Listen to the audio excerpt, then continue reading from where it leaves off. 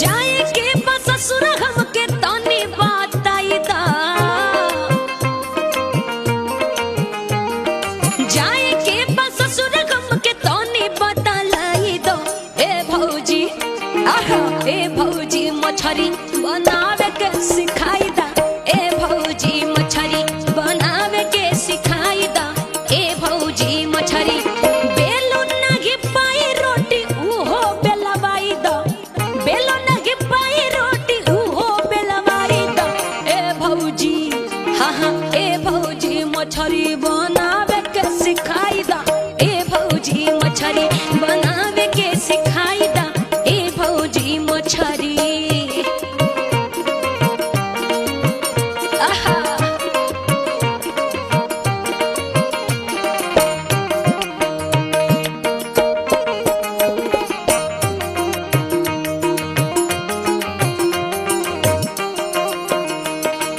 रखनी ना कब हम किचन में पौआ,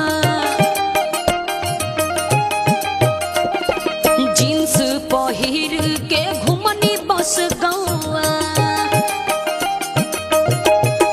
भौजी हो रखनी ना कब हम किचन में पौआ, जींस पहिर के बस घुमनी हम गौआ। पहिरे न जानी साड़ी उहो पहिराई दा, पहिरे न जानी साड़ी उहो पहिराई दा। ए भौजी आहा ए भौजी मछरी बनावे के सिखाई दा, ए भौजी मछरी बनावे के सिखाई दा, ए भौजी मछरी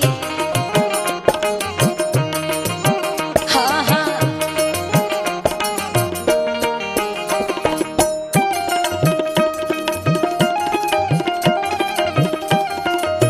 लेके स्कूटी खूबे घूमनी सहारिया, रील बनमनी खूबे दिन दोपहरिया। ए भौजी जी लेके स्कूटी खूबे घूमनी सहारिया, रील बनवनी खूबे दिन दोपहरिया। ससुर के लूर कुछ हमके बताई दा, ससुर के लूर कुछ हमके बताई दा। ए भौजी ए भौजी ए भौजी मछरी बनावे के सिखाई दा, ए भौजी मछरी बनावे के सिखाई दा, ए भौजी मछरी बेलहु न पाई रोटी हमके बेलवाई दा, बेलहु न पाई रोटी हमके बेलवाई दा।